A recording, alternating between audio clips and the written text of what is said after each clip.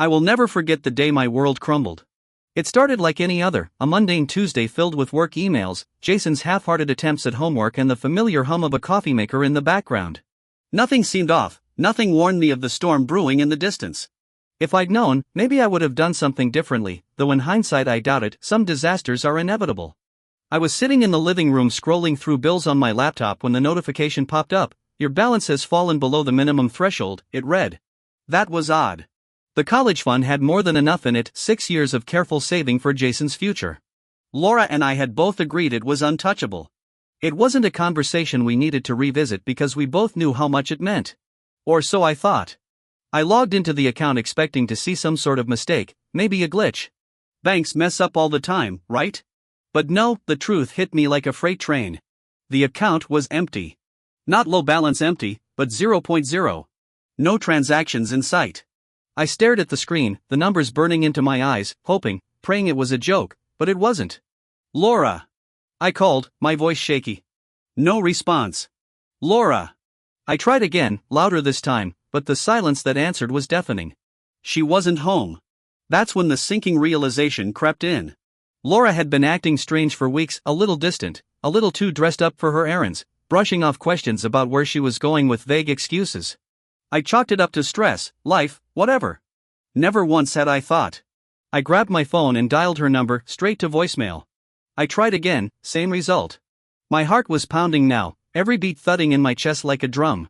Jason wandered into the room munching on an apple, oblivious to the chaos unraveling before him. Where's Mom? I asked, trying to sound calm for his sake. He shrugged, taking another bite. She said she had to go somewhere. Somewhere. That word felt like a dagger twisting in my gut. My hands were shaking as I opened our joint credit card account. Maybe I didn't want to see what I already suspected, but I couldn't stop myself. And there it was, transaction after transaction, flights, luxury hotels, high-end restaurants. My wife was halfway across the country, living it up on money meant for our son's future. I didn't want Jason to see me fall apart, but it was hard. My mind raced with questions. How could she do this? How could she take from our son, from the one person who had nothing to do with our issues? Sure, we'd been arguing lately, sure things hadn't been perfect, but this was unforgivable. Jason must have noticed the look on my face because he came over and put a hand on my shoulder. Dad, it's fine, he said with a smile that was too calm, too knowing. I fixed everything. At the time, I thought he was just trying to make me feel better. Kids don't understand the weight of betrayal, the depth of loss. They see things in black and white, good guys and bad guys, problems and solutions.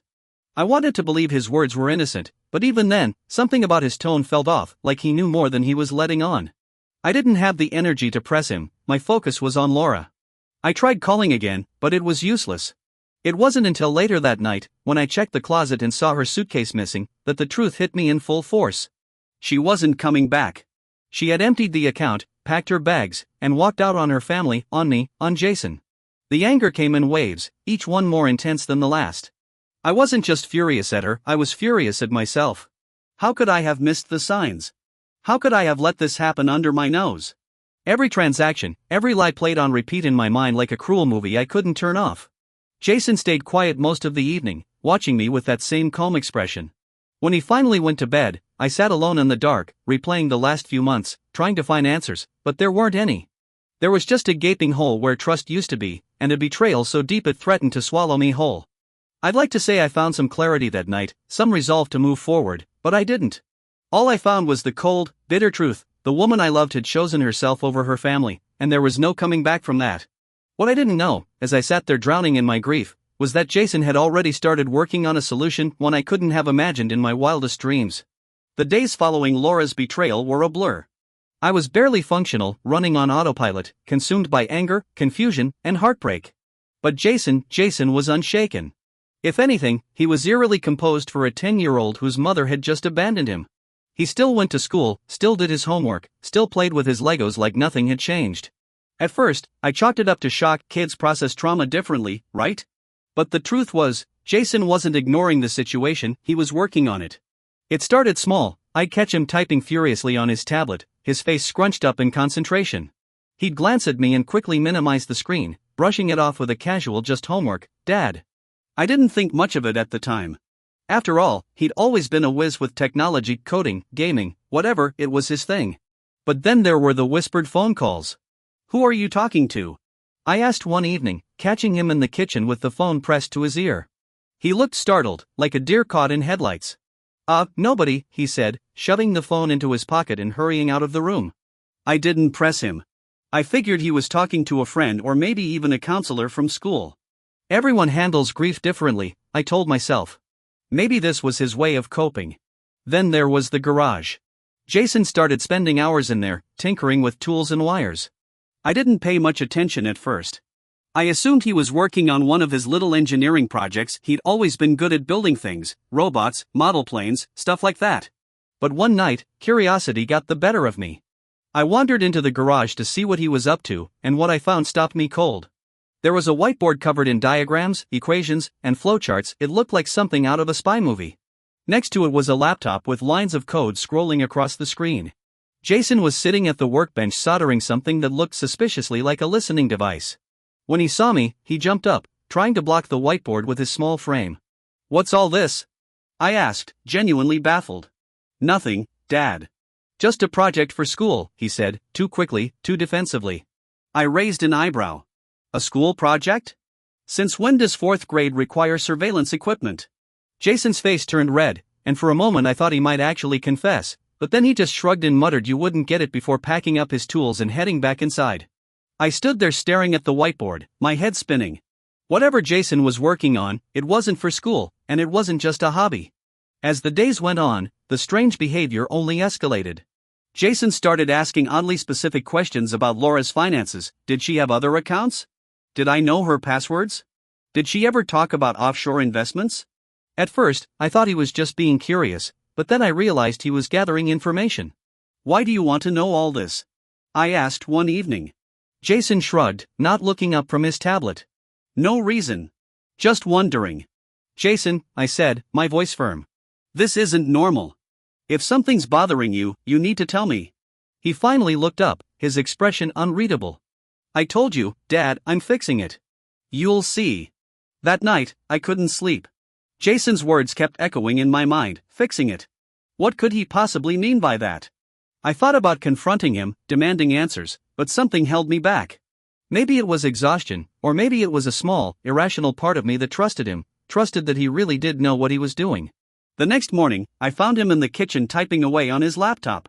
He didn't even notice me standing there watching him. His fingers flew across the keyboard with the kind of confidence that didn't belong to a 10-year-old. "Jason," I said softly, and he froze. "Yeah, Dad?" I wanted to ask him what he was doing, what he was planning, but the words caught in my throat. Instead, I just said breakfast is ready and walked away. Looking back, I should have pressed him harder. I should have demanded to know what he was up to, but part of me didn't want to know. Part of me was afraid of what I might find out. Over the next few days, Jason's behavior became more secretive. He stopped leaving his tablet unattended, he locked the garage whenever he was working, he even started covering the whiteboard with a sheet when he wasn't using it. And then, just as I was starting to convince myself that it was all harmless, Laura called. It was late afternoon when my phone rang. I was standing by the kitchen sink, staring blankly out the window, still trying to piece my life back together. Jason was in the living room, playing on his tablet, completely immersed as usual. I glanced at the caller ID and froze. "Laura." My first instinct was to let it ring. Why should I answer? What could she possibly say to justify what she'd done? But curiosity got the better of me, and against my better judgment, I picked up. "What do you want?" My voice was cold, sharper than I intended, but I didn't care. "Alex!" she cried, her voice frantic and trembling. "Oh my God, Alex, you have to help me." Help her? The audacity of her request made my blood boil. "Help you?" I spat. "You emptied our son's college fund and ran off with your boyfriend. Why on earth would I help you?" "Alex, please, just listen to me," she begged, her voice cracking. "Something's gone wrong, everything's gone wrong." I leaned against the counter, gripping the edge to steady myself. "What are you talking about?" "It's Damian," she said, almost sobbing now. "He's gone, just disappeared. All his accounts are frozen, and so are mine. I can't access anything, Alex, nothing. And now the police are looking for me." Her words hit me like a slap, but it wasn't sympathy I felt, it was satisfaction, cold-hearted satisfaction. I wanted to ask her how it felt to be stranded, powerless, abandoned the way she left Jason and me. But I stayed silent, letting her dig her own grave.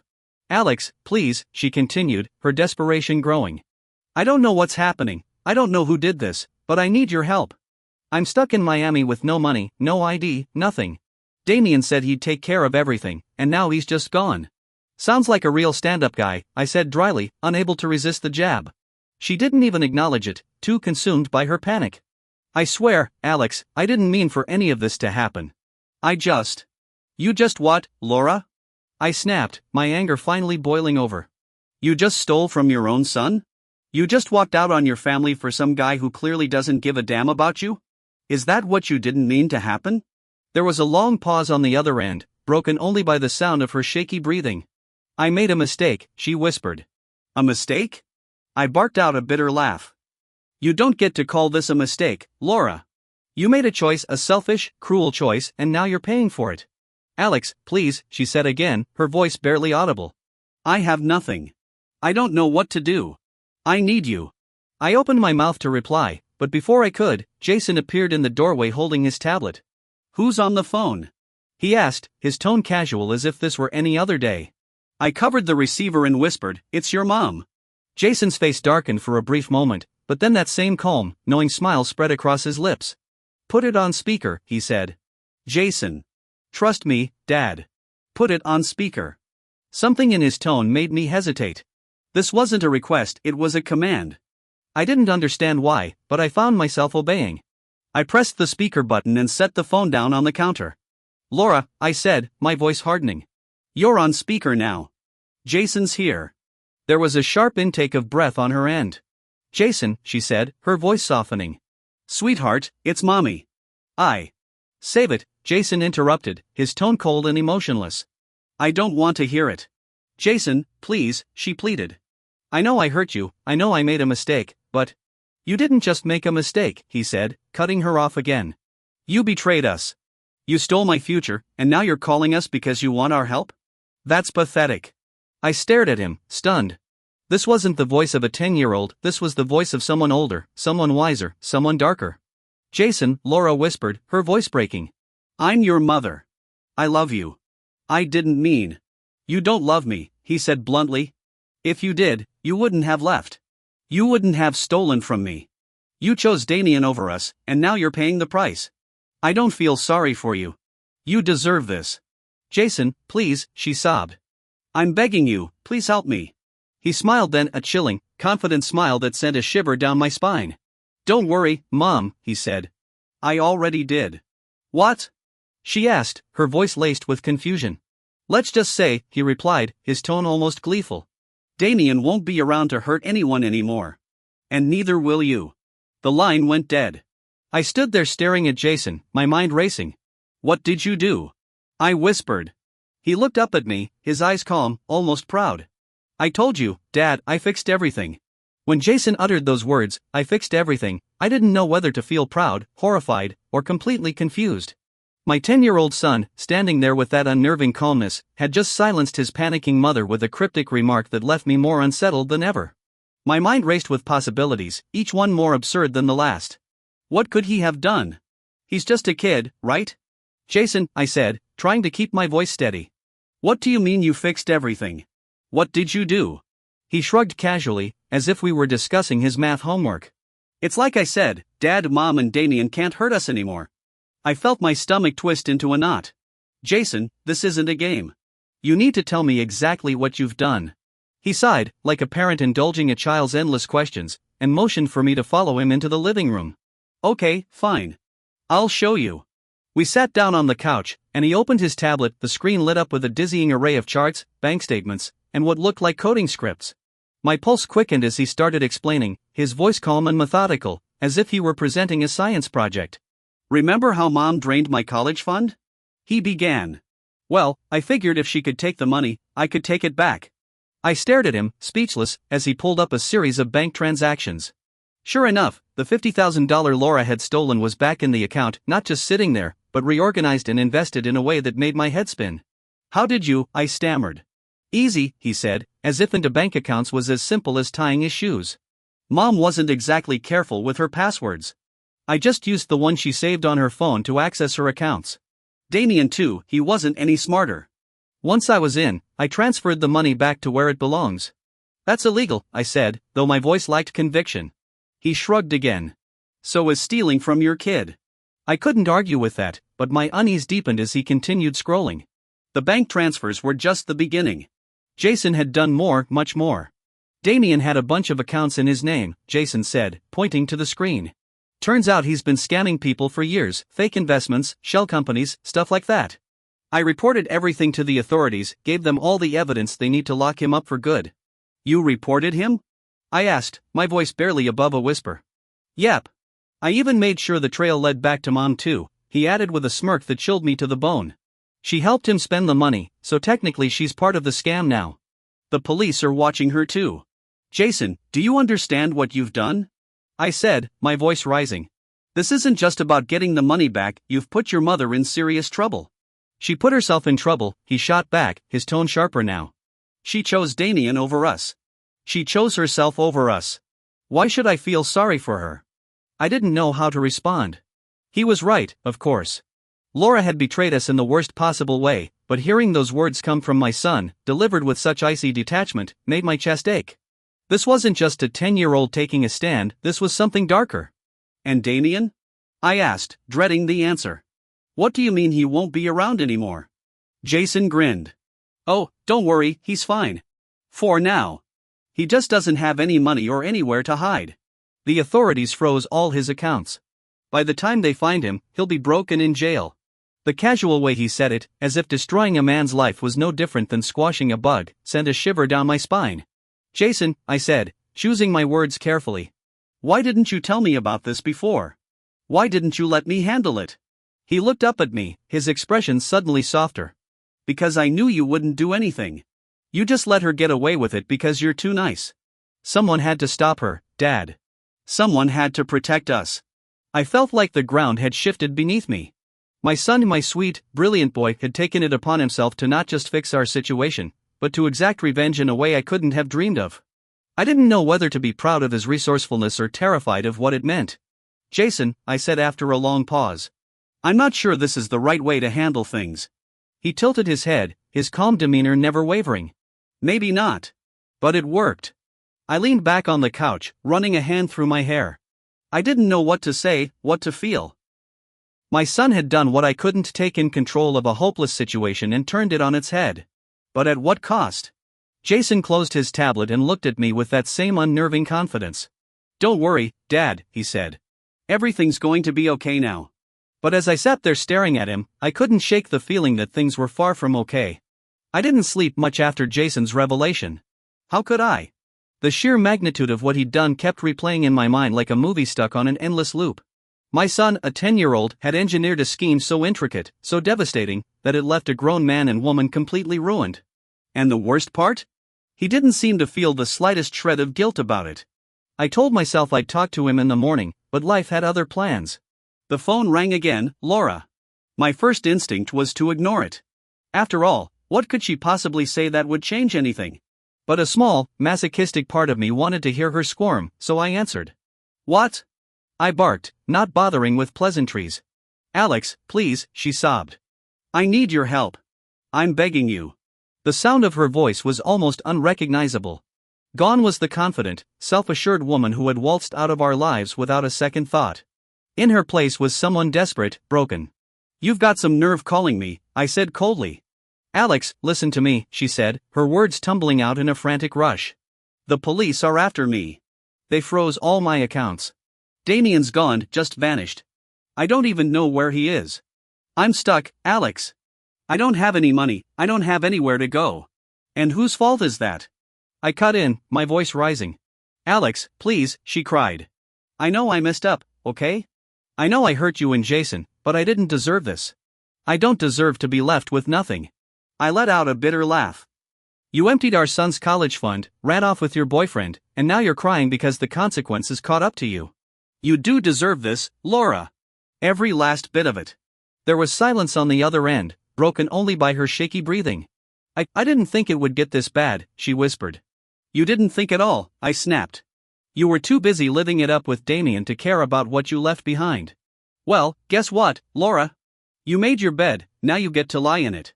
She started sobbing then, loud and uncontrollable. Alex, I'm begging you, please just help me get out of this mess. I don't have anyone else to turn to. I felt my jaw tighten. Anyone else to turn to? The sheer audacity of that statement made my blood boil. After everything she'd done, she had the gall to act like a victim, like I owed her anything. There's nothing I can do for you, I said flatly. Don't say that, she pleaded. You can talk to the police, tell them it was all Damian's fault. Because lying to cover for you worked out so well the first time, I said, cutting her off. No, Laura. I'm done cleaning up your messes. Alex, please, she shouted, her voice breaking. If not for me, then for Jason. Do it for him.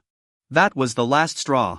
Don't you dare bring Jason into this, I said, my voice dangerously low.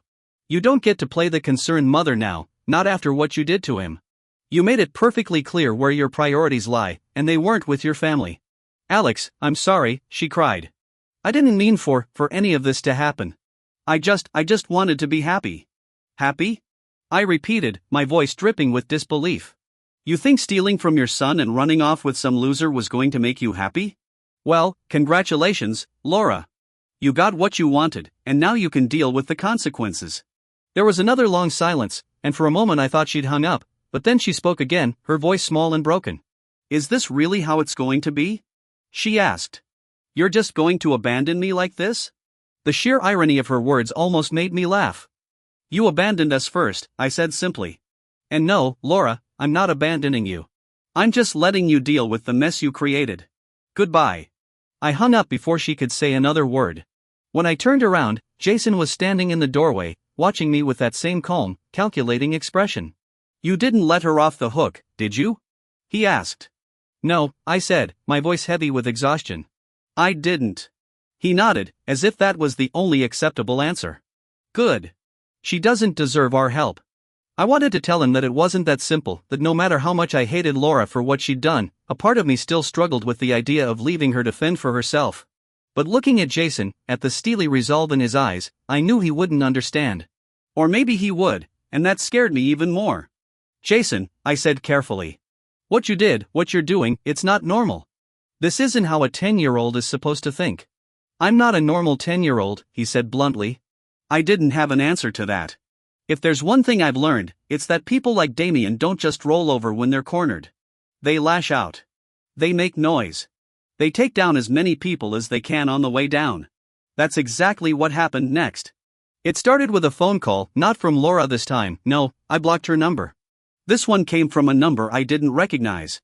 Against my better judgment, I picked up, thinking maybe it was the authorities finally catching up to Damian. Alex, the voice growled on the other end, low, dangerous, and filled with venom. You think you're so clever, don't you? I froze. Damian. Damian, I said, my voice flat. Shouldn't you be in hiding by now?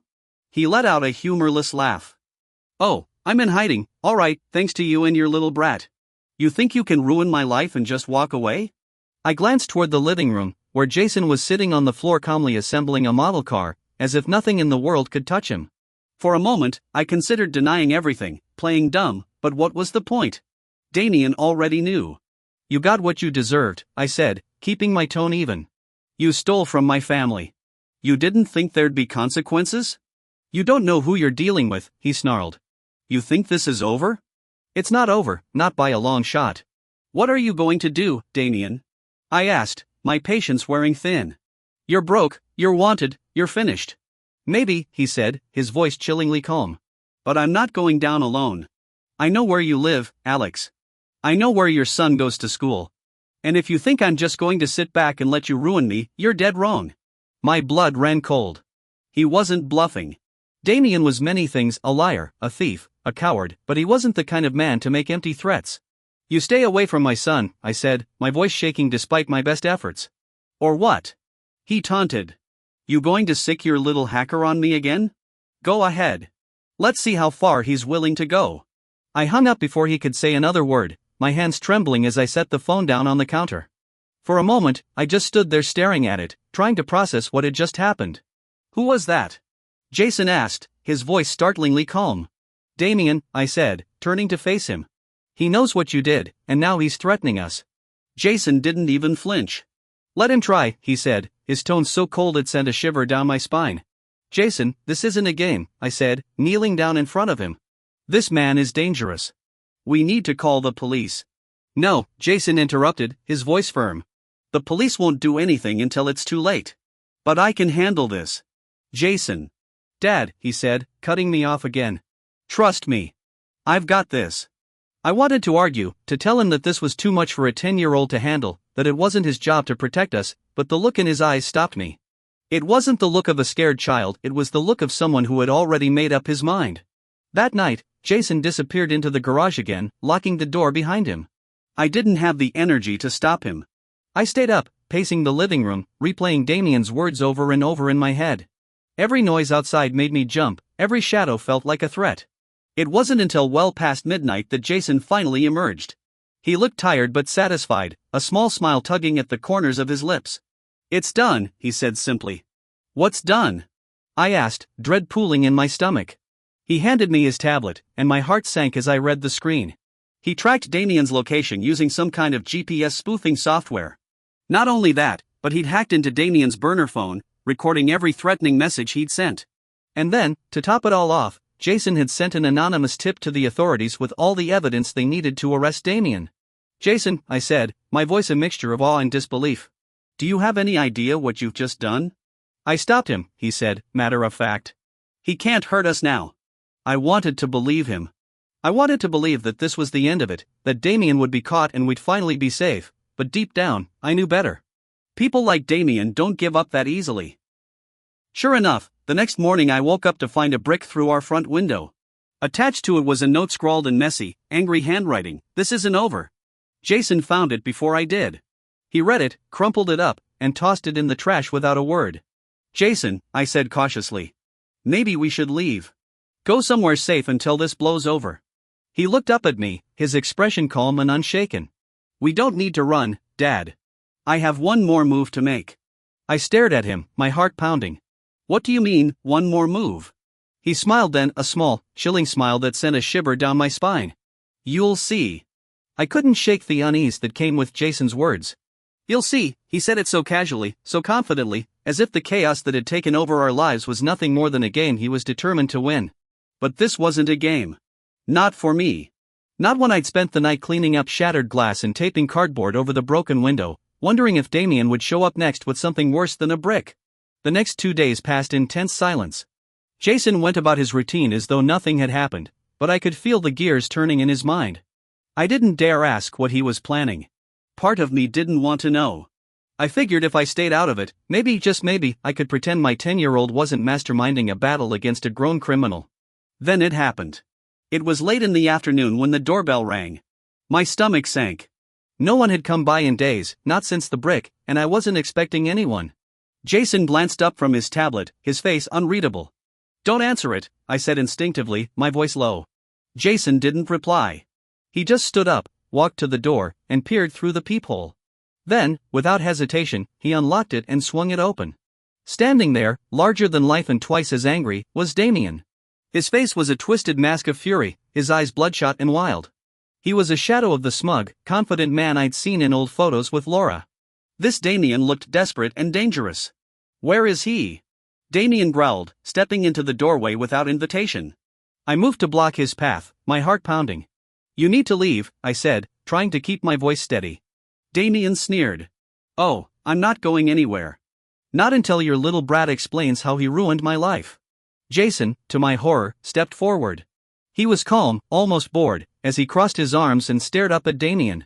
You did that all by yourself, Jason said evenly. Damian's jaw clenched. Listen, you little. You're broke, Jason interrupted, his tone sharp and cutting. You're wanted in 3 states, and now you're here threatening me and my dad. Smart move. I reached for Jason, intending to pull him back, but he shook off my hand. Jason, stop, I hissed. But Jason didn't stop. He stepped closer to Damian, his voice steady and cold. You shouldn't have come here. You're just making things worse for yourself. Damian let out a bark of laughter. Worse, kid? I've got nothing left to lose. That's where you're wrong, Jason said, his lips curling into a small, chilling smile. Before I could process what was happening, Jason reached into his pocket and pulled out a small device, something I didn't recognize. He pressed a button, and suddenly Damian's phone buzzed in his pocket. Damian frowned, pulling it out to see a series of files popping up on the screen. "What the hell is this?" Damian demanded. "Proof," Jason said simply. Damian's eyes flicked over the screen, his expression shifting from confusion to alarm. "You little." "Proof that you're a threat," Jason continued, cutting him off. "Every message you've sent, every call you've made, every threat you've left a trail.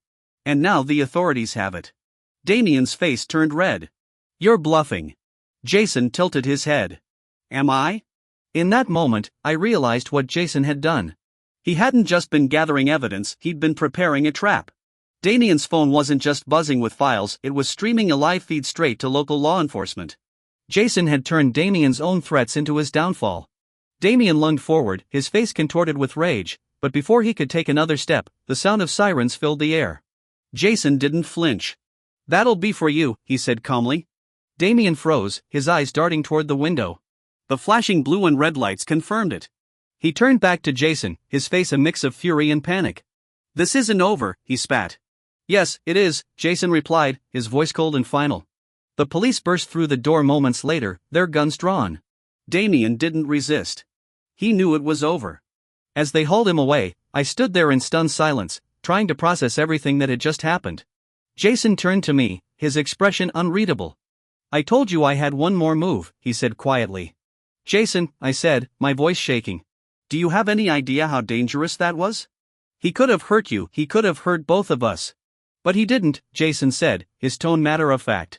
"And now he's gone." I wanted to yell at him, to demand answers, to make him understand that this wasn't normal, that this wasn't okay, but all I could do was stand there staring at the boy who had just outmaneuvered a grown criminal. Jason looked up at me, his expression unreadable. "I told you I had one more move," he said quietly. The house was eerily quiet after Damian's arrest. The chaos, the threats, the lingering fear, all of it seemed to dissipate in an instant. But that silence wasn't comforting. It was heavy, suffocating, and filled with unspoken questions I wasn't sure I wanted answers to. I thought that was the end of it. Damian was behind bars, and Laura had gone silent, likely too caught up in her own legal troubles to bother us anymore. The house was quiet, peaceful even, but that peace felt fragile, like a thin sheet of glass ready to shatter at the slightest touch. One afternoon, I found Jason in the garage, tinkering with a new project. It was a drone, sleek and meticulously built, with wires and circuits laid out in perfect order. He looked up when I entered, offering a small smile. "Hey, Dad," he said. "What's up?" I leaned against the doorway, watching him work. "You're always building something, aren't you?" He shrugged. "I like it. It keeps my mind busy." "That's a good thing," I said carefully. "But Jason, you don't always have to be fixing things. Sometimes it's okay to let things just be." He didn't respond right away. Instead, he focused on soldering a tiny wire, his hands steady and precise. When he finally spoke, his voice was quiet. "I don't know how to do that." "What do you mean?" He set down the soldering iron and looked at me, his expression serious. "I don't know how to just let things be. If something's broken, I have to fix it. If there's a problem, I have to solve it. It's just how I think." I wanted to tell him that he didn't have to carry that burden, that it wasn't his responsibility to fix everything, but I knew better. Jason wasn't like other kids. He saw the world differently, and no amount of reassurance from me would change that. "You've got a gift, Jason," I said finally.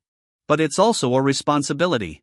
You're going to have to decide how to use it, and who to trust with it." He nodded, his eyes thoughtful. "I know." I watched him for a moment longer, my chest tight with a mixture of pride and worry. Jason was brilliant, no question about it, but brilliance could be a double-edged sword. It could build or destroy, heal or hurt, and I could only hope that as he grew, he would choose to build. That night, as I lay in bed, I thought about Laura's final words to me. "You raised a son who doesn't just survive, he conquers. But be careful, Alex. One day his heart might be too cold to save." I didn't want to believe her, but the thought lingered. Jason was more than just a survivor, he was a force to be reckoned with. And while I was proud of him, I couldn't shake the fear that his brilliance, unchecked, might one day lead him down a path I couldn't follow. For now, though, we had peace, and I was determined to protect it, for both our sakes.